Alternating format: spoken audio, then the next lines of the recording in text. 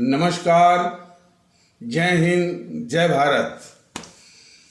भारतीय अवाम ताकत दल अपने भारतीय भाई बहनों अर्थात अपने देश भारत की जनता अर्थात अपनी भारतीय अवाम से भारतीयता आधारित आपसी श्रद्धा, भारतीयता आधारित आपसी स्नेह, भारतीयता आधारित आपसी प्रेम, भारतीयता आधारित आपसी अखलाक मोहब्बत, भारतीयता आधारित आपसी सहयोग, भारतीयता आधारित आपसी सम्मान, भारतीयता आधारित आपसी एकता, भारतीयता आधारित आपसी भाईचारा तथा भारतीयता आधारित आपसी सद्भाव को समझने व इन्हें आत्मसात करके वैसा ही और उसी अनुसार आचरण एवं व्यवहार करने हेतु और इसके समस्त भारत में प्रचार प्रसार करने हेतु और इसकी अहमियत और महत्व को प्रत्येक देशवासी को समझाकर उसे अपनाते हुए वैसा ही और उसी अनुसार आचरण एवं व्यवहार करने हेतु और प्रत्येक देशवासी को अपना ही भारतीय भाई बहन मानकर, समझकर और अपनाकर उनके साथ वैसा ही और उसी अनुसार आचरण एवं व्यवहार करने हेतु सतत, सदैव और हमेशा अदब के साथ, आदर के साथ अर्ज करता है, विनती करता है। देखिए, कल हमारे परम आदरणीय राष्ट्र महानायक, राष्ट्रभक्त शिरोमणि नेताजी सुभाष चंद्र बोस का जन्म दिवस था और जैसा कि कल ही बताया गया था कि कल का कथानक एपिसोड उस महापुरुष, उस काल पुरुष और स्वतंत्रता संग्राम के सबसे बड़े सेनानी को ही अर्पित और समर्पित था। एक इशारा भी किया गया था कि उनके साथ जो ये तथाकथित जो इसमें जो सूरमा जो बताए जाते हैं, मोहनदास करमचंद गांधी और जवाहरलाल नेहरू, इन सौ ने क्या क्या गद्दारियां की, तो थोड़ा नमूना बताया गया था। कुछ और इसमें प्रकाश डालने की आवश्यकता है जो कि इसमें डाला जाएगा। लेकिन उसके पहले हमारे नेताजी सुभाष चंद्र बोस ने इस देश के लिए कुर्बानी दी, शहादत दी, भारतीयता आधारित एकता, भाईचारा के लिए पैगाम दिया। लेकिन आज शक्तियां जो है बेलगाम हो करके, चाहे वो सत्ता में हो चाहे सत्ता के बाहर हो, इस भारतीय समाज को विखंडित करने में दिन रात सक्रिय हैं। और ये सभी शक्तियां मोदी जी की सरकार के तत्वाधान में चल रही हैं। कौन मोदी जी? जो कि ऊंचे मंच से कहते हैं सबका साथ, सबका विश्वास और विकास की बड़ी बड़ी ऊंची बातें करते हैं और विकास के चकाचौंध में वो इस तथ्य को छुपाना चाहते हैं कि उनकी पार्टी या वो खुद जो है इस समय देश के सबसे अभिशाप राजनीतिक संगठन जो कांग्रेस या जीएनपीसी, गांधी नेहरू परिवार चांडाल चौकड़ी के देश के खिलाफ लूट, उसके गद्दारी के और भारतद्रोह के और देश को तार तार करने वाले, संविधान के साथ खिलवाड़ करने वाली और संविधान का हमेशा अनादर करने वाली, देश में दंगा कराने वाली पार्टी के पापों को और उसके नेताओं के पापों को किस तरह से बीजेपी वाले उसको ढक रहे हैं और ढकने की साजिश कर रहे हैं। ये भारतद्रोह या राष्ट्रद्रोह बीजेपी वाले और मोदी जी कर रहे हैं हमारे देश के खिलाफ।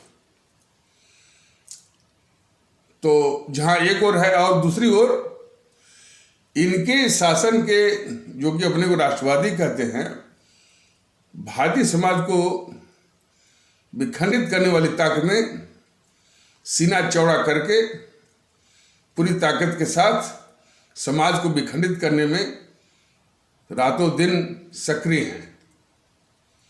और उसी का एक नमूना है कि आए दिन जो है, जो हमारे भारतीय भाई बहन हैं, उनकी आस्थाओं पर चोट करने वाली बातें जो है इन समाज विरोधी, भारत विरोधी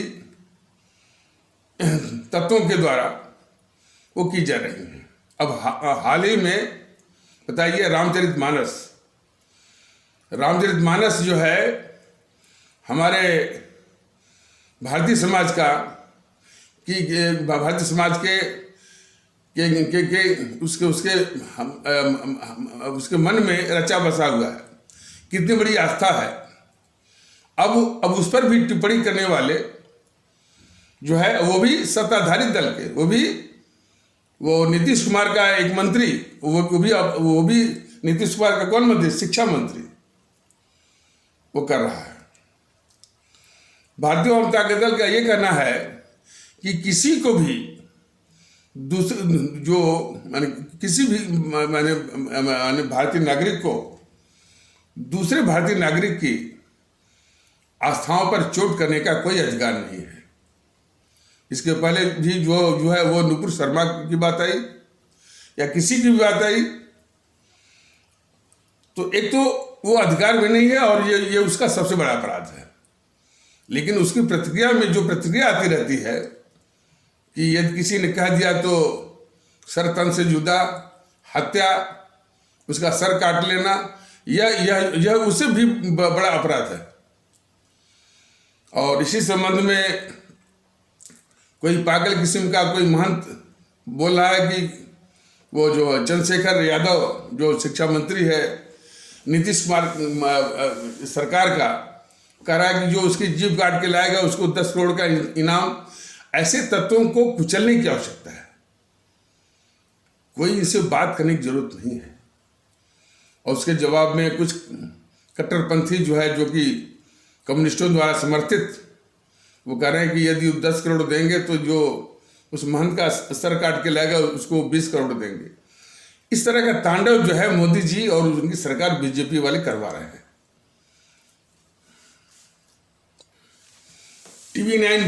TV9 भारतवर्ष एक टीवी चैनल है, उसका एक एंकर है निशांत चतुर्वेदी। वो इसी पर एक बहस करवा रहा था और उसमें बीजेपी के सुधांशु त्रिवेदी, कम्युनिस्टों के जो है एक दिनेश वार्ष्णेय और विवेक श्रीवास्तव, कुछ जामिया मिलिया के जो है वो कोई प्रोफेसर हैं जो कि बिहार के रहने वाले, उनका नाम तो नहीं है, मैंने हमको याद पड़ रहा है इस समय।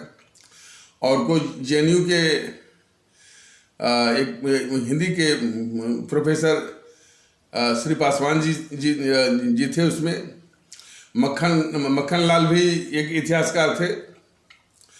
इसी तरह से लोग थे, तो उनके बीच में ये बहस करवा रहा था।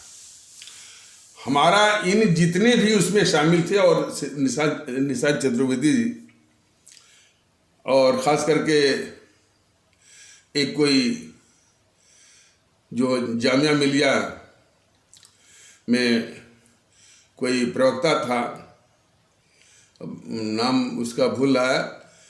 देखिए, जामिया मिलिया में यदि हिंदू सनातन से कोई प्रवक्ता उसने नियुक्त किया भी है, उसको किया है जो कि हिंदू सनातन पर हमेशा आक्रमण करता है। ये चरित्र है जामिया मिलिया का। और ऐसे ही लोग जो है सद्भाव की बात करते हैं, और ऐसे ही लोग जो है गंगा जमनी तहजीब की बात करते हैं।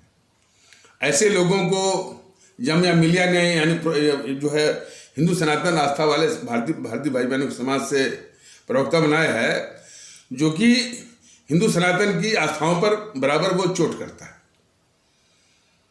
तो ये चरित्र है जामिया मिलिया जैसे मूर्धन्य शिक्षण संस्थाओं का, कि ऐसे तत्वों को वो प्रोफेसर या प्रवक्ता पद पर बिठाए हुए हैं, और कहने को वो यही दावा करते होंगे हम तो सबको इसमें शामिल करते हैं, हिंदुओं को भी शामिल करते हैं, लेकिन किसको आपने शामिल किया है, इसी से ये पता चलता है कि आप जो है भारतीय समाज में सद्भाव कायम रहे। वो कितना बड़ा पाखंड जो है वो जामिया मिलिया विश्वविद्यालय वो दिखा रहा है। तो वो बराबर जो है, वो सज्जन बराबर जो है बाबा साहब का नाम ले रहे थे। मैंने पहले भी कहा, आज भी कहा है, आज भी मैं कह रहा हूं कि इस तरह का झूठ जो फैलाया गया है कि संविधान सिर्फ हमारे बाबा साहब भीमराव अंबेडकर ने बनाया है, यह सबसे बड़ा झूठ है। संविधान के निर्माण में बाबा साहब का बहुत बड़ा योगदान है, यहां तक तो सत्य है, लेकिन संविधान सिर्फ बाबा साहब ने बनाया है, यह उतना ही असत्य है। ये कई बार बताया गया और उसको भी मालूम होगा कि संविधान बनाने के लिए एक संविधान सभा थी, जिसके कि 299 सदस्य थे, और मुस्लिम लीग जब उससे अलग हो गई तो 279 के आसपास सदस्य रह गए थे। और ज्यादा विस्तार से बताने की आवश्यकता नहीं है। और इस संविधान सभा ने 2 वर्ष 11 महीने 18 दिन काम किया था, जिसकी पहली बैठक 9 दिसंबर 1946 और अंतिम बैठक 26 नवंबर 1949 हुई थी। पहली बैठक की अध्यक्षता जो है सच्चिदानंद सिन्हा ने की थी। इसके बाद जो है उसके अस्थायी अध्यक्ष थे हमारे डॉक्टर राजेंद्र प्रसाद। और उस संविधान सभा में कार्य के अनुसार कई समितियां बनी हुई थी, लेकिन उसमें जो सबसे अहम और सबसे महत्वपूर्ण और मार्मिक समिति थी वो प्रारूप समिति, मसौदा समिति या drafting committee. Doctor Rajendra Prasad एक बहुत बड़े विद्वान थे, उसी तरह हमारे बाबा साहब भी बहुत बड़े विद्वान थे। तो डॉक्टर राजेंद्र प्रसाद ने बाबा साहब की विद्वता का सम्मान करते हुए जो सबसे अहम, जो सबसे इम्पोर्टेंट और मार्मिक और क्रूशल कमेटी थी, ड्राफ्टिंग कमेटी, उसका चेयरमैन बनाया। तो ये बहुत सहजता से अनुमान लगाया जा सकता है कि संविधान बनाने में यदि सबसे अधिक किसी का योगदान है तो हमारे डॉक्टर राजेंद्र प्रसाद जी का है और बाबा साहब का भी है। लेकिन इस तरह का झूठ कि संविधान सिर्फ बाबा साहब ने बनाया, इस तरह का झूठ फैलाने से, ढोने से क्या फायदा। बाबा साहब का बहुत बड़ा योगदान है, और सिर्फ संविधान बनाने में ही नहीं, उस समाज के वो उत्थान के लिए उन्होंने अपना जीवन अर्पित किया, जिधर किसी का ध्यान नहीं गया।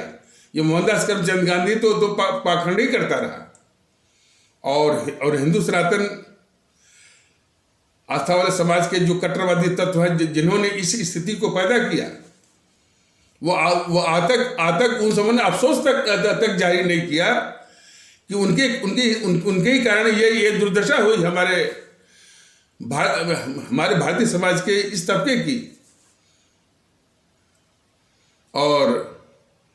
और हजार साल तक लगातार उसका शोषण हुआ, उसको बहुत घाव दिए गए, बहुत चोटें दी गई,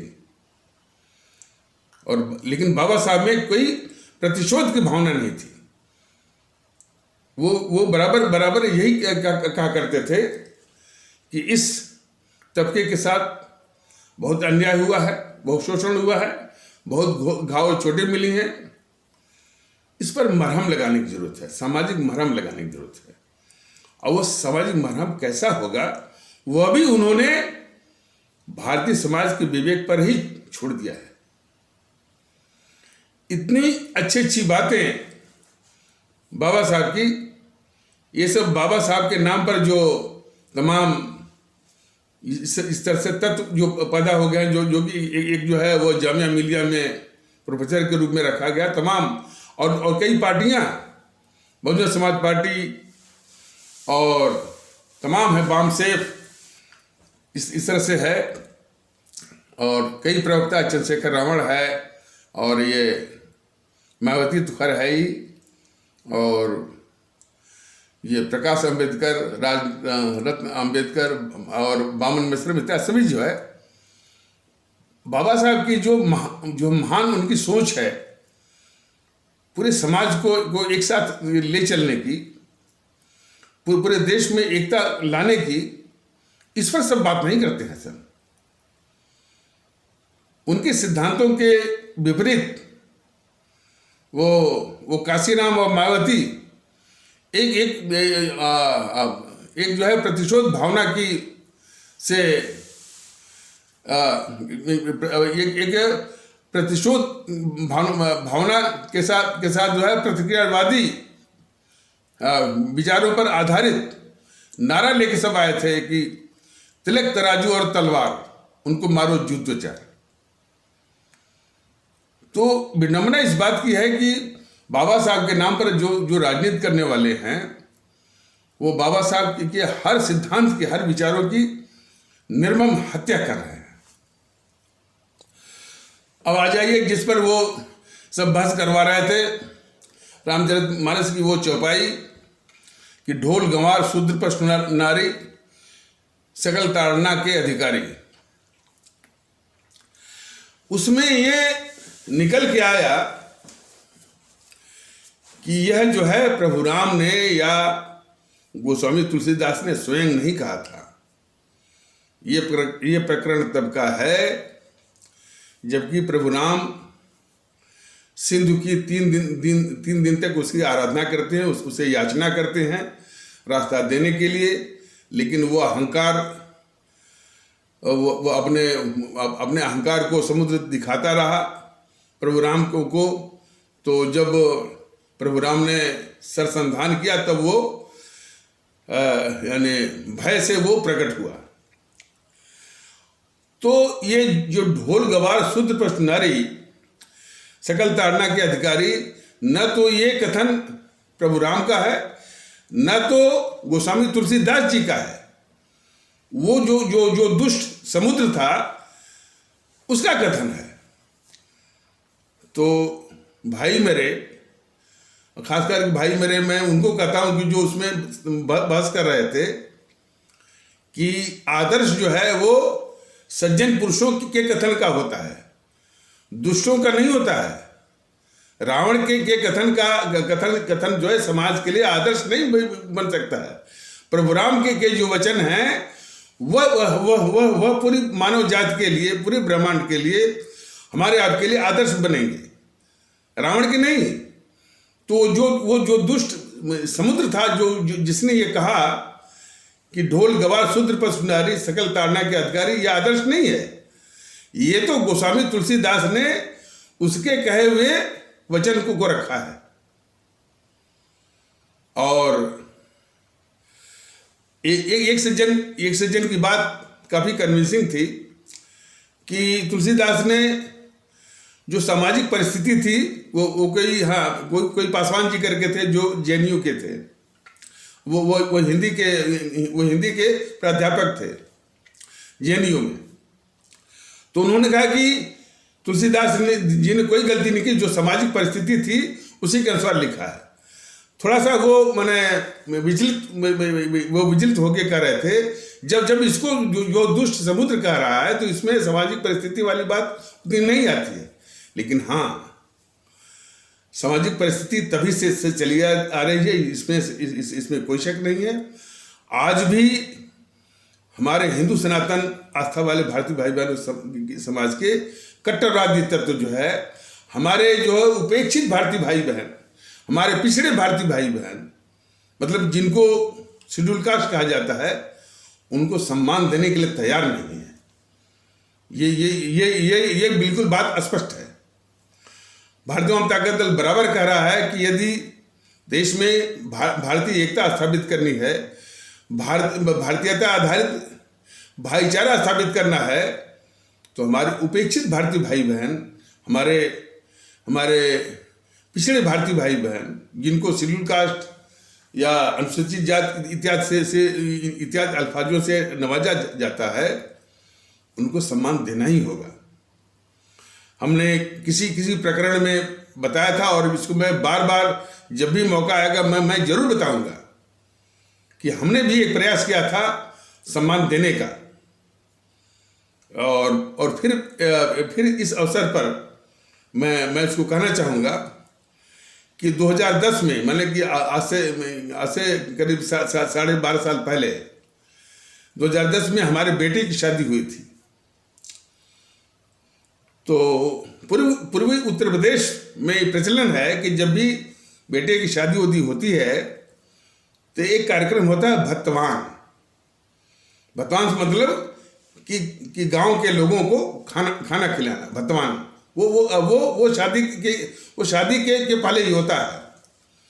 तो फिर मैं उस गांव में गया और गांव में जो मैंने श्रेष्ठ लोग थे, आदरणीय लोग थे, मैंने उनको इकट्ठा किया और उनके सामने ये प्रस्ताव रखा कि हम जो है ये भतवान कार्यक्रम करना चाहते हैं।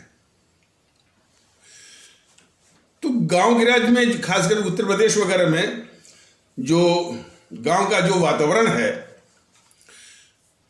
उससे जो लोग भी परिचित होंगे तो वो इस बात को जानते होंगे कि बड़ा विभक्त सा एक वातावरण होता है कि यानी खान पान के रूप में भी के रूप में भी वो गांव बटे रहते हैं। तो उसी के नमूने के तौर पर लोग कह रहे हैं कि साहब यहाँ तो कई भात है, माने कई जो है वो माने खान पान के रूप में लोग बटे हुए हैं। और देखिए साहब, यदि आप उनको बुलाएंगे तो वो नहीं आएंगे, और इनको बुलाएंगे तो ये नहीं आएंगे, और यदि आप हमको बुलाना चाहते हैं तो कम से कम इनको मत बुलाइएगा। इस तरह की बातें वहां पर होने लगी। इसके जवाब में मैंने एक ही बात वो विनम्रता से कही कि देखिए भाई, ये मौका खुशी का है और सबको शामिल करने का है। तो जहां तक हमारा प्रश्न है, हम तो सभी को आदर और सम्मान के साथ, सभी को और समानता के आधार पर, आदर और सम्मान के साथ समानता के आधार पर सभी को ससम्मान निमंत्रित करेंगे। ये तो इनके ऊपर निर्भर करता है कि हमारे ससम्मान निमंत्रण को किस रूप में लेते हैं। तो जब हमने इस बात को दृढ़ता और नम्रता से ये बात सबके सामने रखी तो कुछ ने ये कहा कि साहब ठीक है साहब, जब आप ऐसा करें तो आप देख लीजिएगा, इसका नतीजा भी आप देख लीजिएगा। तो फिर एक आदमी ने कहा साहब एक समस्या और भी है, लेकिन जो इससे भी ज्यादा विकट है। तो हमने कहा भाई वो विकट समस्या क्या है? तो उसने कहा साहब कि यानी हरिजन लोगों को आप बुलाएंगे तो ये हरिजन लोग जो है खाना खाने के बाद पत्तल नहीं उठाते हैं। अब बताइए, हम अपना पत्तल तो उठा लेंगे, अब हरिजन लोगों का पत्तल यानी कौन उठाएगा? हमने उनको बताया कि देखिए, जिनको भी आमंत्रित किया जा रहा है वो हमारे मेहमान हैं, हमारे अतिथि हैं। अतिथि और मेहमान के विषय में हमारे भारतीय समाज की मान्यता रही है कि अतिथि देवो भव। अतिथि जो है ईश्वर तुल्य होता है, और यदि उसके सम्मान में पत्तल उठाने की बात आती है तो पत्तल भी उठाया जाएगा। इसमें किसी को शक शुबा नहीं होना चाहिए। और एक बात और भी आप लोग अपने दिलो दिमाग में बिठा लीजिए या खूट में गठिया लीजिए कि यदि कोई नहीं उठाएगा तो मैं उठाऊंगा। तो इस तरह की कोई भी शंका अपने दिलो दिमाग में पालिए मत। तो फिर सब अरे साहब ठीक है, देख लीजिएगा। तो वो अवसर आया और हमारे वही उपेक्षित भारतीय भाई बहन, जिसको कि लोग हरिजन वगैरह या क्या गया शेड्यूल कास्ट वगैरह कहते हैं, आए, वो बेचारे खड़े रहे।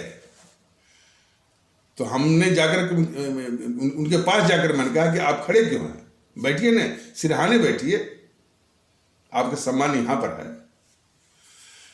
तो जब मैंने खाट पर उनको सिरहाने बैठाया तो कुछ कट्टरवादी सोच के लोग वो आंखें तरेर करके मेरी ओर देख रहे थे कि ये साहब कहाँ से आए हैं, और दिल्ली से आए हैं या कहाँ से पता नहीं आए हैं, और क्या करना चाहते हैं। तो सिर्फ बहुत यानी तरेरती हुई नज़रों से, आंखों से हमको देख रहे थे। और हम जो है इन बातों पर तो कोई मैंने बेपरवाह होकर के, फिर वो क्षण आया, वो पल आया कि हमारे उपेक्षित भारतीय भाई बहन, हमारे पिछड़े जो भारतीय भाई बहन हैं, भोजन करके कुछ उठ गए थे, पत्तल पड़ा रहा, तो और कुछ भोजन कर भी रहे थे, ऐसी बात नहीं है। तो हमने इस स्थिति को 10-15 सेकंड तक इसको गौर से देखा, और फिर किसी और की परवाह किए बगैर हम झुक गए उसको उठाने के लिए। तो कुछ लोग कह रहे साहब आप क्यों उठा रहे हैं, हम उठा लेंगे इसको। तो हमने कहा अरे भाई, जब आपकी आत्मा इस काम के लिए गवाही नहीं कर रही है तो कोई आप पर ये बाध्यता नहीं है कि मैंने इसको उठाइए। और नहीं साहब, हम भी उठा सकते। मैंने कहा कि यदि आपकी आत्मा प्रसन्नतापूर्वक यदि इसको करने के लिए कहती है तभी आप आइए। कहने नहीं साहब, हम भी उठा सकते हैं। और जो प्रेक्षित भारतीय भाई बहन हैं वो भी प्रेरित हो गए, कहने साहब हम अपना पत्तल जो है वो उठा लेंगे। इस तरह से ये जो विकट स्थिति थी, जिसको अंग्रेजी में कहते हैं कि now the ice has thawed, and वो समस्या की बर्फ जो है वो पिघल गई। हमारा ये कहने का मतलब है कि कितनी भी रूढ़ियां हैं और गलत परंपराएं हैं, उनको सुविचार से और दृढ़ता से आप आगे बढ़ेंगे, समाधान उसका है। लेकिन मन में मनसा आपकी साफ होनी चाहिए कि आप क्या करना चाहते हैं। इस समाज को जोड़ना चाहते हैं कि समाज को तोड़ना चाहते हैं। तो ये समाज को जोड़ना है तो हमारे जो उपेक्षित भारतीय भाई बहन हैं या पिछड़े भारतीय भाई बहन, जिनको आप शेड्यूल कास्ट क्या कहते हैं, उनको सम्मान देना होगा। और जो है बराबर भारतीय जनता दल ये कहता है और मैं कहता हूँ कि उनके पास जरूर जाइए, उनके साथ जो है खान पान का संबंध जरूर बनाइए। ये चुनाव में नहीं, चुनाव में गए अमित शाह और कुछ बीजेपी के नेता और बाहर से कुछ खरीद के लाए और उनके घर पर खाए, इस तरह का नाटक जो है वो बंद करना होगा। बराबर हमारे जो समाज के लोग जो उनके आसपास जो उनके साथ रहते हैं, वो खान पान का हफ्ते में या 15 दिन में जरूर जाए और उनको सम्मान दें, उनको गले से लगाएं, खाट पे बिठाएं। देखिए इसके चमत्कारिक परिणाम निकलेंगे। और यही चीज बाबा साहब चाह रहे थे। भारतीय जनता दल भी इसी को 100% जो है हमारे सभी भारतीय भाई बहनों को आत्मसात करने के लिए जो है निवेदन करता है। लेकिन अफसोस कि खास करके बीजेपी में और बीजेपी के जो कुछ फ्रिंज ऑर्गेनाइजेशंस हैं, जैसे बजरंग दल, हिंदू युवा वाहिनी इत्यादि, या उसके आसपास के जो तत्व हैं, हमारे भारतीय समाज के कुछ तबकों को सम्मान देने के लिए मानसिक रूप से तैयार नहीं दिखते हैं। वो जो है हमारे इस्लाम आस्था वाले भारतीय भाई बहनों को पंचर पुत्र, कटुआ अब इन शब्दों को कहने में मेरी आत्मा जो है काम चाहती है, हिल जाती है, लेकिन मर्ज बीमारी को तो बताना बीमारी को तो बताना पड़ता है ना। यानी इन शब्दों से, जिन शब्दों को कोई भी शब्द, मैं ही नहीं, कोई शब्द जो है भारतीय भाई बहन कहने में मैंने उसकी यानी हिम्मत नहीं पड़ेगी। लेकिन वो तत्व जब बराबर, कभी उनको कटुआ कहते हैं, कभी पंजरपुत्र कहते हैं, जिहादी कहते हैं, और पाकिस्तानी, गद्दार, इस शब्दों से। देखिए, जहां तक गद्दारी का सवाल है, ये तो सुधांशु त्रिवेदी भी कबूलता है, कहता है कि हमारे इस्लाम आस्था वाले भारतीय भाई बहनों की ओर से पाकिस्तान के समर्थन में जो है वो बिल्कुल नहीं इस तरह की बात सुनने को मिलती है। पाकिस्तान के समर्थन में सिर्फ जो है ये कांग्रेस की ओर से, एनपीसी की ओर से मणिशंकर अय्यर जाएगा वहां पर पाकिस्तान, नवजोत सिद्धू जाएगा, ये सब जो पाकिस्तान का समर्थन करेंगे। लेकिन हमारे इस्लाम आस्था वाले भारतीय भाई बहनों की ओर से ऐसी कोई बात नहीं। ये इस बात को कबूलता है वो सुधांशु त्रिवेदी। लेकिन फिर भी सुधांशु त्रिवेदी ये बोलता है, और उसके जो फ्रिंज ऑर्गेनाइजेशंस हैं, जैसे कि आपके वो हिंदू युवा वाहिनी, बजरंग दल इत्यादि जो है, उसके कुछ तत्व जो है इस तरह से कहते हैं। तो एक विरोधाभास जो है, और वो विरोधाभास मतलब विरोधाभास ही नहीं, बल्कि उनकी कुछ माने जो उनकी जो कोर मेंटेलिटी है, जो उनके दिल के अंदर जो बैठी हुई मानसिकता है, वही जो है कदाचित फूट करके वो निकलती रहती है। तो अब कौन बीजेपी, जो कि अपने को राष्ट्रवादी कहती है, इस समाज में नफरत फैलाने वाले तत्वों को पालती भी है और कहती है कि हम जो है वो राष्ट्रवादी हैं। इसके बीजेपी के राष्ट्रवाद से इस देश को बड़ी तकलीफ है।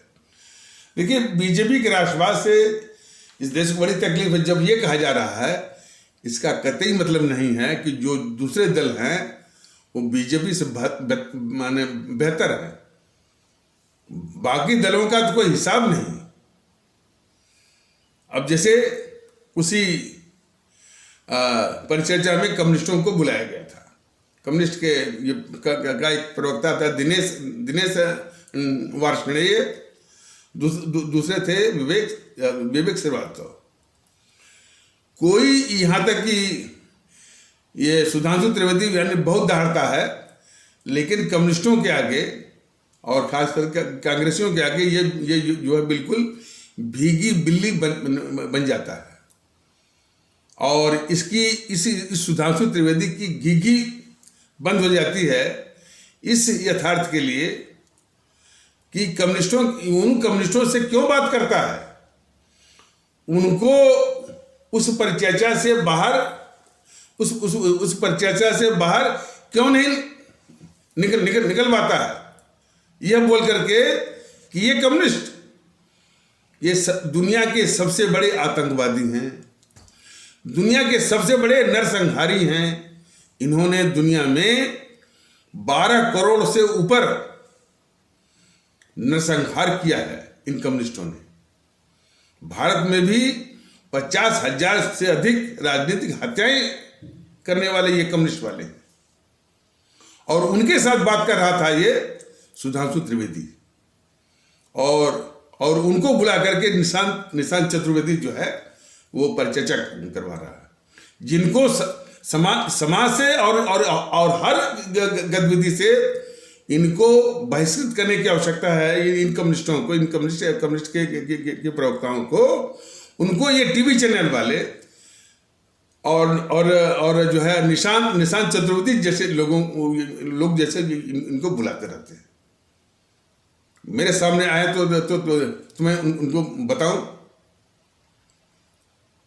कि ये भारत में ही 50,000 से अधिक 38 साल का जो शासन रहा है पश्चिम बंगाल में, 50,000 से अधिक इन समूह ने राजनीतिक हत्याएं की हैं इन कम्युनिस्टों ने भारत में, और 10,000 से ऊपर जो है वो राजनीतिक हत्याएं जो है वो केरल में हो चुकी है।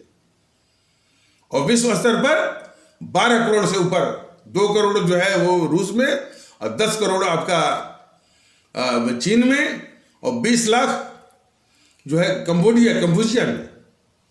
इतने बड़े नरसंहारी वाले विश्व के सबसे बड़े नरसंहारी ये कम्युनिस्ट वाले हैं, और सबसे बड़े आतंकवादी। उनके प्रवक्ताओं को निशांत चतुर्वेदी जैसे लोग जो है बुलाते रहते हैं, और उनसे ये अपने को राष्ट्रवादी कहने वाला सुधांशु त्रिवेदी जो है वो बहस करता है। इसको शर्म नहीं आती। तो उसमें जो परिचर्चा करवा रहा था ये निशांत चतुर्वेदी, कुछ लोग हम पर कह सकते हैं कि आप उनको सम्मान नहीं दे रहे हैं। इस सम्मान के अधिकारी हैं। निशांत चतुर्वेदी जो है सम्मान का अधिकारी है, जो देश के इतने खतरनाक तत्वों के प्रवक्ताओं को बुला रहा है, वो सम्मान का अधिकारी है। तो वो निशांत चतुर्वेदी जो है, जो परिचर्चा करवा रहा था, वो रामचरितमानस की उस चौपाई की ढोल गवार शूद्र पर सुनारी सकल ताड़ना के अधिकारी। तो जब ये तथ्य सामने आ गया कि यह न तो गोस्वामी तुलसीदास ने जी के द्वारा स्वयं बोली गई है, तुलसीदास जी के द्वारा स्वयं कही गई है, न तो प्रभु श्री राम जी ने कहा है, यह तो वो दुष्ट समुद्र ने कहा है। तो बात खत्म हो गई। और दुष्टों की बात का भी उदाहरण तो देते हैं ना, वो आदर्श नहीं मत। रावण ने जो बात कही है तो उसका उदाहरण तो होगा ना, लेकिन वो आदर्श नहीं बनेगा। तो ढोल गवार शूद्र पर सुनारी सकल ताड़ना के अधिकारी, जब ये दुष्ट समुद्र का कथन है, बस बात वहीं पर वो खत्म हो गई। यानी वो किसी भी रूप में हमारे समाज का, हमारे भारतीय समाज का आदर्श नहीं बन सकता। तो इस तथ्य का सामना होने के बाद भी वो बिला वजह सब आपस में बहस कर रहे थे।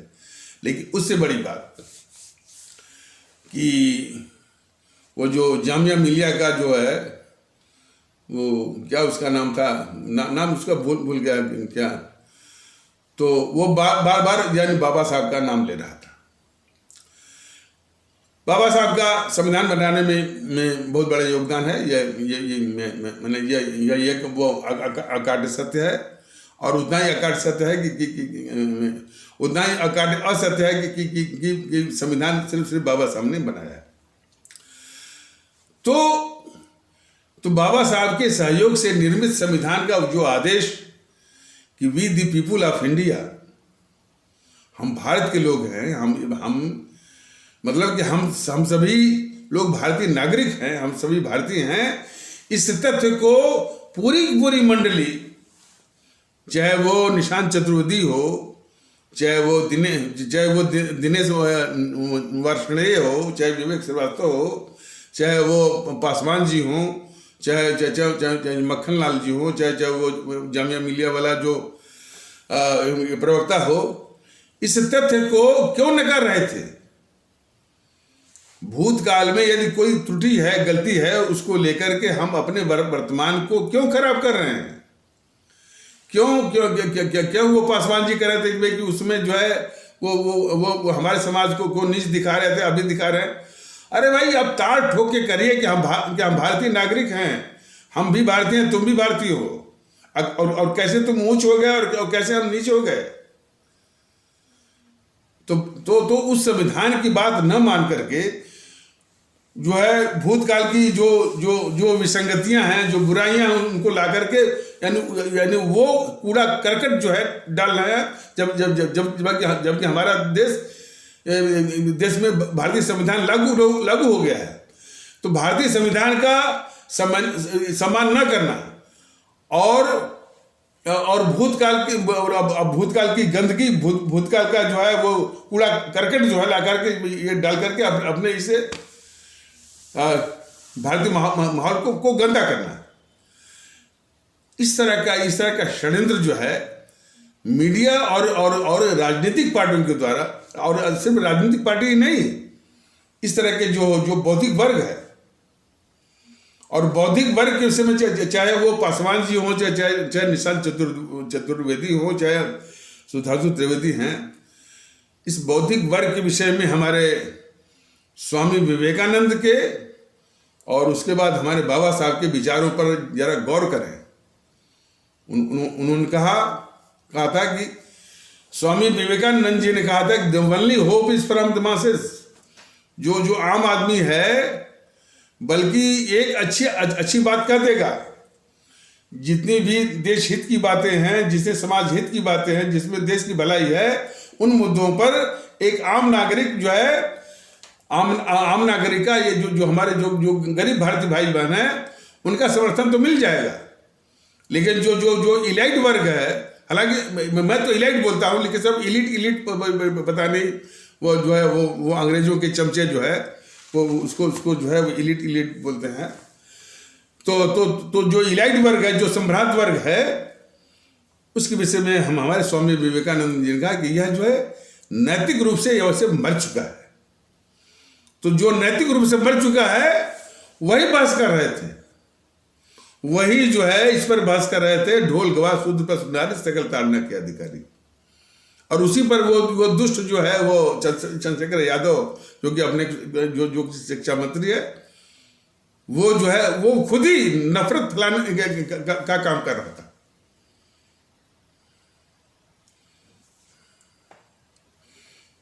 अब तक तो नफरत फैलाने में ये तत्व माने ये तत्व सक्रिय दिख रहे थे। पुष्पेंद्र कुलश्रेष्ठ और पुष्पेंद्र कुलश्रेष्ठ के साथ जो मंडली है, आरएसएन सिंह इत्यादि जो है, आरएसएन सिंह के विषय में भारतीय जनता पार्टी बस यही कह सकता है कि सिंह साहब, बातें तो आप बड़ी अच्छी करते हैं और देश हित की भी बात करते हैं, लेकिन कहते कहते जाकर के हिंदू मुस्लिम वाले गड्ढे में आप गिर जाते हैं। वह हिंदू सनातन, यह देश हिंदू सनातन के लिए नहीं है। तो आरएसएन सिंह साहब जैसे लोगों को भारतीय जनता दल ये कहना चाहता है, यह देश हिंदू सनातन के लिए नहीं है, यह सिर्फ जो है भारतीयों के लिए है। और जहां तक आस्था का प्रश्न है, उसको व्यक्तिगत रूप से निभाना है। सामूहिक जीवन में, सार्वजनिक जीवन में किसी भी आस्था के लिए कोई स्थान नहीं है। आस्था जो है व्यक्तिगत है और उसको व्यक्तिगत रूप से घरों में आप निभाइए। और इस तरह के जो रट्टा है कि हिंदू सनातन है, वो रट्टा छोड़ना पड़ेगा। हमारे देश के लोग भारतीय नागरिक कैसे बने, नागरिक का कर्तव्य कैसे निभाएं, और नागरिक के कर्तव्य के प्रति जो है वो संवेदनशील कैसे हों, नागरिक की ड्यूटीज क्या हैं, उनके कर्तव्य क्या हैं, और क्या क्या वो ना करें, इसका जो है इसके प्रति संवेदनशील बनाना, इनके प्रति उनको एजुकेट करना, उनको शिक्षित करना, इसकी आवश्यकता है। जो बराबर जो है हिंदू सनातन की बात करते हैं, वह इस देश के जो है खतरनाक दुश्मन है। और उसी प्रकार असदुद्दीन ओवैसी हमेशा इस्लाम मुसलमान की जो बात करता है, वह भी असदुद्दीन ओवैसी जैसे लोग इस देश के खतरनाक शत्रु हैं। और डाउन द लाइन तमाम बोलने वाले चले आते हैं कि हम तो शरिया को मानेंगे, हम तो कुरान को मानेंगे। लगता है कि ये इस्लामिक स्टेट है। मतलब कि हद है। और कोई कहता है कि जो है वो एक और जो है ये कितना बेवकूफ किस्म का है ये सुधांशु त्रिवेदी। कह रहा है कि जितने भी जो है क्रिमिनल लॉ हैं वो यानी मनुस्मृति मैंने 95% जो है 95% क्रिमिनल लॉ जो जस्टिस के हैं माने न्याय देने के, वह जो है 95% जो है वो मनुस्मृति पर आधारित है। और उसी की प्रतिक्रिया में यानी वामपंथियों द्वारा प्रेरित जो आंदोलन कहता है कि हम जो है उसी मनुस्मृति को जलाएंगे। बताइए, हमारी जो पुरातन मान्यताएं हैं, चाहे मनुस्मृति हो, चाहे कुरान हो, चाहे जो हो, ये सब सम्मान देने की चीजें हैं। हाँ, वो लागू नहीं होंगी इस देश में। ना तो मनुस्मृति लागू होगी, ना तो शरिया लागू होगी, ना तो कुरान लागू होगा। बस उनको बस सम्मान देना है और उन पर कोई टीका टिप्पणी नहीं करनी है। तो और कोई कहे कि हम जो है वो मनुस्मृति जलाएंगे, कुरान जलाएंगे, ऐसे तत्वों को कुचलने की आवश्यकता है। तो पुष्पेंद्र कुलश्रेष्ठ के साथ जो आरसन सिंह हैं, उनसे भारतीय ताकत दल की यही अपेक्षा है कि देश हित की बातें करिए और जो है मोहनदास करमचंद गांधी से बात उठाइए। और सबसे बड़ा राष्ट्रीय कर्तव्य होगा कि मोहनदास करमचंद गांधी की भारत के खिलाफ जो है जो उसे गद्दारियों को उजागर करिए, नेहरू की गद्दारियों को उजागर करिए। अब हर एक आरसन सिंह जैसे भारतीय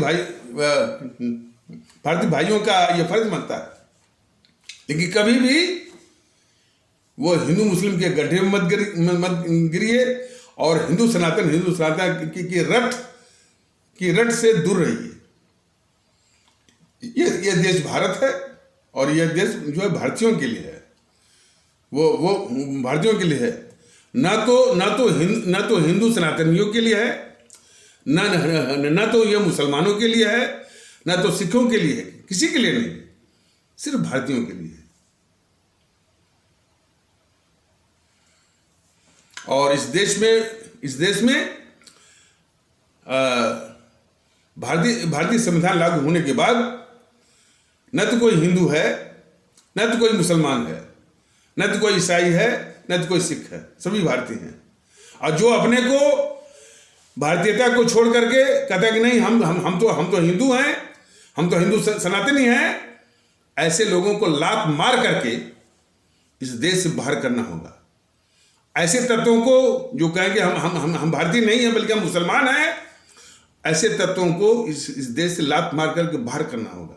जो अपने को भारतीय समझे और भारतीयता की तरफ व्यवहार करे, सभी देशवासियों को भारतीयता के आधार पर सबको अपना भारतीय भाई बहन माने, उसकी आवश्यकता है इस देश को। जो अपने को मुसलमान खास करके ये असदुद्दीन ओवैसी, अकबरुद्दीन ओवैसी जैसे लोगों को जो बराबर मुसलमान जो बोलता रहता है, इसको लात मार करके बाहर करने की आवश्यकता है। तभी इस तरह की प्रवृत्ति को कि हिंदू सनातन मुसलमान बोल करके समाज को तोड़ना, समाज में नफरत फैलाने की जो प्रवृत्ति है, उस पर रोक लग पाएगी।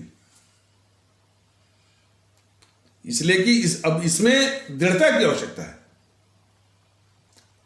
ये कब से, हालांकि अब इस वीडियो को कितने लोग देखते होंगे, कहाँ तक लोग उसको बढ़ाते होंगे, ये तो बराबर भारतीय जनता ताकत दल निवेदन कर रहा है, इस वीडियो को अधिक से अधिक बढ़ाइए और भारतीयता के प्रति संवेदनशील होइए और इन तत्वों को पहचानिए जो कि हिंदू सनातन की रट लगाते हैं, मुसलमान की रट लगाते हैं, इस्लाम की रट लगाते हैं।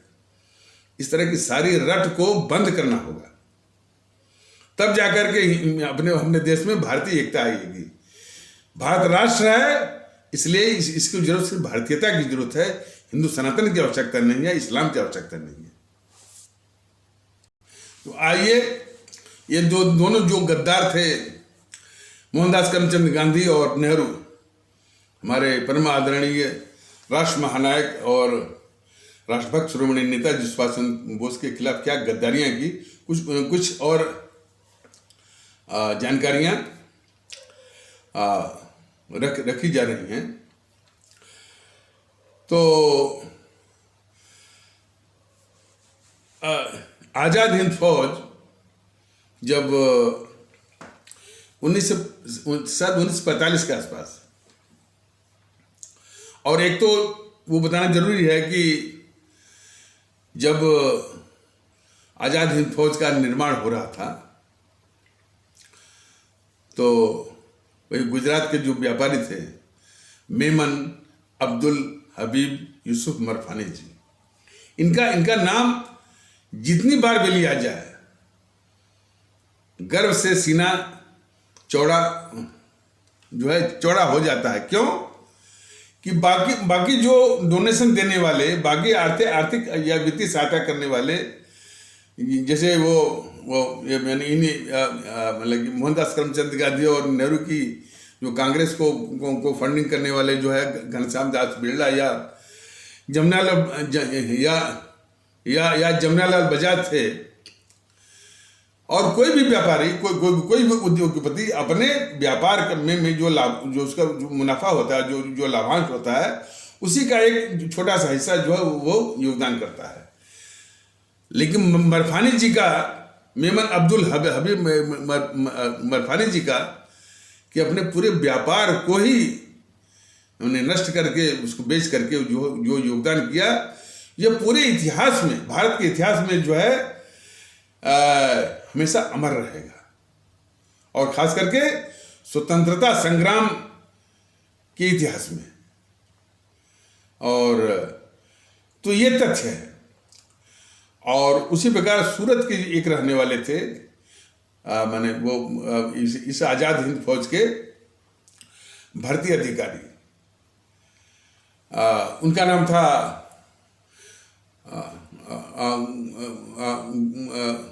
गुलाम हुसैन मुश्ताक रंदेरी। तो ये हमारे आज़ाद हिंद फौज के बनाने में, निर्माण में, यानी इन दोनों का बहुत बड़ा हाथ है। और लोग भी थे जो इसके पहले शायद आज़ाद हिंद फौज का निर्माण कर रहे थे, रास बिहारी बोस, और फिर रास बिहारी बोस जो है इनके हमारे नेताजी सुभाष चंद्र बोस के नेतृत्व में, और उन्होंने आज़ाद हिंद फौज के निर्माण को मजबूती दिया। तो वो भी उसी प्रकार आदरणीय है, ऐसी बात नहीं है, वो भी आदरणीय है। लेकिन यदि कहने का तात्पर्य, मतलब कि भारतीय जनता दल के कहने का तात्पर्य यह है कि यदि सुभाष चंद्र बोस की कहानियों का, वृत्तांतों का, यदि इसकी चर्चा होती है, जिस तरह की सब गंदगी सब फैलाते हैं ये टीवी चैनल वाले, चर्चा कराते हैं, जिस तरह की वो स्कूली बच्चों के किताबों में ठूसा गया है इन गद्दारों का नाम, मोहनदास करमचंद गांधी और नेहरू का नाम, उसके स्थान पर यदि सुभाष चंद्र बोस जी का नाम यदि होता, उनके विषय में कथाएं होती, वृत्तांत होते, कहानियां होती, चर्चाएं होती, तो लोग जो है रास बिहारी बोस के विषय में भी जानते, साथ साथ जो है मेमन अब्दुल हबीब यूसुफ मरफानी के भी विषय में जाते हैं, और उनकी महानताओं से भी परिचित होते कि उन्होंने अपने पूरे व्यापार को ही नष्ट करके जो है इसके करके आज़ाद हिंद फौज के बनने में या उसके निर्माण में योगदान किया था। और पहला जो है आज़ाद हिंद फौज का सर्वोच्च सम्मान सेवक हिंद जो है, जो सेवक हिंद नेताजी ने मरफानी जी को ही दिया था। तो ये सारी जो है वो हकीकतें हैं। इस हकीकत के परिप्रेक्ष्य में ये मोदी ये चीज मैंने कई बार साथ बताई है, लेकिन बताना बहुत जरूरी है कि ये कहते हैं सबका साथ सबका विश्वास। इन ऊंचे मन से मोदी महोदय के सबका साथ सबका विश्वास की असलियत को जानना हमारे आदरणीय भारतीय भाई बहनों के लिए बहुत जरूरी है कि इनके सबका साथ सबका विश्वास का जो माने ऊंचे मन से माने उपदेश देते हैं उसकी असलियत क्या है। तो ये मोदी महोदय जब गुजरात के मुख्यमंत्री थे, गुजरात के जब ये मुख्यमंत्री थे, तो जब भी ये जन्म दिवस आता था हमारे नेताजी सुभाष चंद्र बोस का, जो 23 जनवरी जो कल ही बीता है इसी दिन, तो बराबर ये बड़े पॉम्पन शो के साथ बोला करते थे कि गुजरात का संबंध जो है हमारे नेताजी सुभाष चंद्र बोस और उनके आज़ाद हिंद फौज से गुजरात का बड़ा गहरा संबंध है। लेकिन ये महोदय ये नहीं बताते थे कि किन आधारों पर, किन सच्चाइयों के आधार पर जो है गुजरात का संबंध नेताजी सुभाष चंद्र बोस और उनके आज़ाद हिंद फौज से था। हकीकत यही थी। हमारे जो हमारे मेमन अब्दुल हबीब यूसुफ मरफानी जो व्यापारी थे, गुजरात के सौराष्ट्र क्षेत्र के राजकोट जिले के धोराजी कस्बे के, और जो है ये व्यापारी और दूसरे जो है भर्ती अधिकारी यानी मतलब कि रिक्रूटिंग ऑफिसर सूरत जिला गुजरात का, वहाँ से गुलाम हुसैन मुश्ताक रंधरी। इन तथ्यों को मोदी महोदय मुख्यमंत्री गुजरात की क्षमता में जब ये कहते थे कि गुजरात का नेताजी सुभाष चंद्र बोस और उनके आज़ाद हिंद फौज से गहरा संबंध है, इन तथ्यों को मोदी जी निकल जाते थे जानबूझ करके, और भी सिर्फ इसलिए कि उनके मन में जो उनकी कोर मेंटेलिटी है, हमारे इस्लाम आस्था वाले भारतीय भाई बहनों के विरुद्ध जो मानसिकता जो काम करती है, जो उनकी कोर मेंटेलिटी है, उसी के फलस्वरूप जो है वो जो है यानी इन तथ्यों को निकल करके एक पाखंडी रूप में बोला करते थे कि गुजरात का बड़ा गहरा संबंध है नेताजी सुभाष चंद्र बोस और उनके आज़ाद हिंद फौज से। तो ये इनके जो घोषणा करते हैं कि सबका साथ सबका विश्वास, कैसे सबका साथ मिलेगा, कैसे विश्वास मिलेगा, लेकिन जो उनको वोट मिल रहा है उसकी गणित दूसरी है। वो वोट मिलना जो है वो गणित दूसरी है। ये इस देश के लोगों ने तो उसको भी वोट दिया है जिसने देश को बांटा, जिसने 25 से 30 लाख लोगों को मरवाया, जिसने जिस पार्टी ने अपने शासनकाल में 1000 से अधिक जो है सांप्रदायिक दंगे करवाए, देश को लूटा, देश को तार किया, उसको भी यानी इसी देश के लोगों ने वोट दिया हुआ है। तो वोट कैसे और कौन लोग देते हैं, क्यों देते हैं, इसकी एक अलग कथा व्यथा है। हालांकि उसको भी नष्ट करना होगा, ऐसी बात नहीं है। उसको इसलिए कि जितने भी भारत विरोधी तत्व इसी तरह से यदि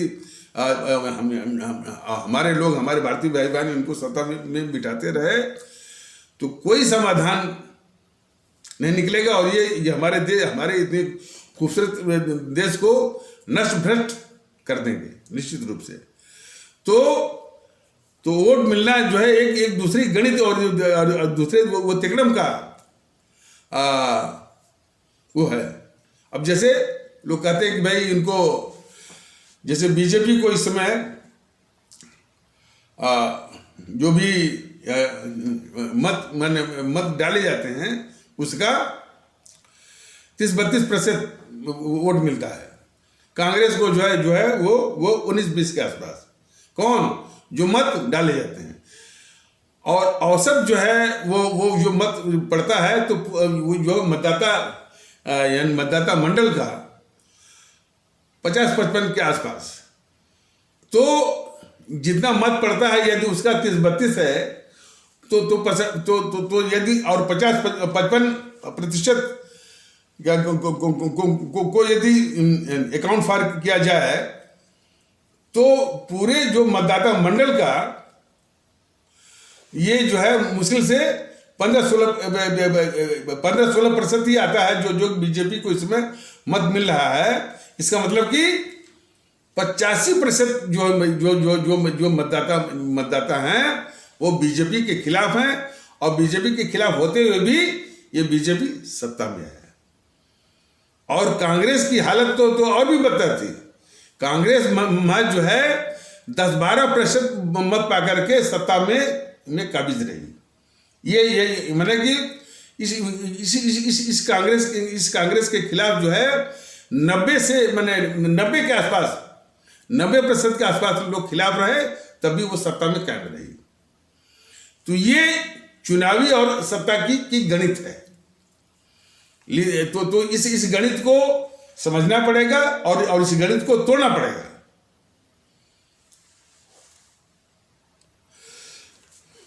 और इस संबंध में ये कम्युनिस्ट वाले भी कहते हैं भाई कि बीजेपी जो इतराती है कि वो कि लोगों का उसने विश्वास जीता है।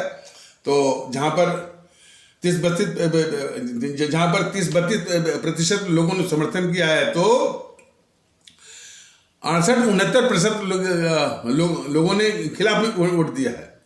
अरे कम्युनिस्टों, जब तुम सत्ता में थे या तुम जो है इसके इन कांग्रेसियों के से मिलकर के जो है वो सत्ता चला रहे थे, वही फार्मूला तो तभी लागू था ना।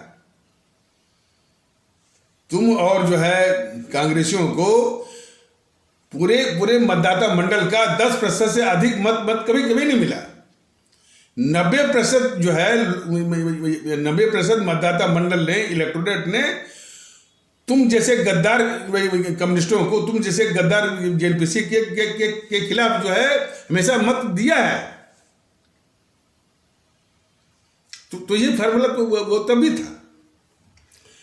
तो बात चल रही थी कि जो ये मोदी जी कहते हैं कि सबका साथ सबका विश्वास, जो इतनी माने हमारे इस्लाम आस्था वाले भारतीय भाई बहनों के विरुद्ध जो है के विरुद्ध दुर्भावना रखने वाला, जिसकी कोर मेंटेलिटी हो, वो यदि ऊंचे मन से ये बोलता हो कि सबका साथ सबका विश्वास, कितनी बड़ी विडंबना है और कितने बड़े दुख की बात है। तो लेकिन इन सारे तथ्यों को हमारे आदरणीय भारतीय भाई बहन जरा इसको गंभीरता से लें। यदि असदुद्दीन ओवैसी की सभाओं में भीड़ कम नहीं होगी, यदि जो है पुष्पेंद्र कुशवाहा की सभाओं में भीड़ कम नहीं होगी, बीजेपी के झूठे राष्ट्रवाद और हिंदू सनातन के रट के आगे जो है लोग जो है झूठ मूठ में आकर्षित होंगे। बीजेपी के विकास की चकाचौंध में जो है बीजेपी की भारत विरोधी जो गतिविधि है, भारत विरोधी गतिविधि है कि देश के दुश्मनों को पाल के रखना, ये बीजेपी की सबसे बड़ी यानी देश विरोधी इनकी करतूत चल रही है, हरकत चल रही है। अच्छा, और जो इनकी विरोधी पार्टियां हैं वो इस तथ्य को नहीं कहती हैं, वो एक अलग झूठ का प्रचार करती हैं कि मोदी जी ने सब बेच दिया, मोदी जी ने हवाई जहाज जमीन वगैरह बेच दिया, सिर्फ इस बात को ढकने के लिए कि मोदी जी ने कोई विकास नहीं किया। विकास तो किया है। तो ये जो विरोधी वाले हैं वो और खतरनाक हैं इस देश के लिए। कम्युनिस्ट वाले इस देश के बहुत बड़े दुश्मन, बहुत बड़े गद्दार, वही हाल वो कांग्रेस का। और उसके आसपास जो आसपास जो सटने वाले जो है और भी जो डेरिवेटिव्स हैं Samajwadi Party, RJD, TMC, Shiv Sena, NCP, DMK, AIADMK, YSRC, BJD, ये सब के सब जो है उसी चरित्र के हैं। भारतीय समाज को विखंडित करके वोट सत्ता हासिल करना, तो वो भी भारतीय समाज के उतने ही, भारतीय समाज के लिए उतना ही अभिशाप और खतरनाक है। लेकिन सबका समाधान है भारतीयता। इस तथ्य को हर एक भारतीय भाई बहन को समझना पड़ेगा, आना पड़ेगा। जब से जागिए तभी से सवेरा, जागना पड़ेगा। तो इन्हीं आवश्यक शब्दों के साथ इस आवश्यक परिचर्चा को यहीं पर विराम दिया जाता है। तब तक के लिए नमस्कार, जय हिंद, जय भारत।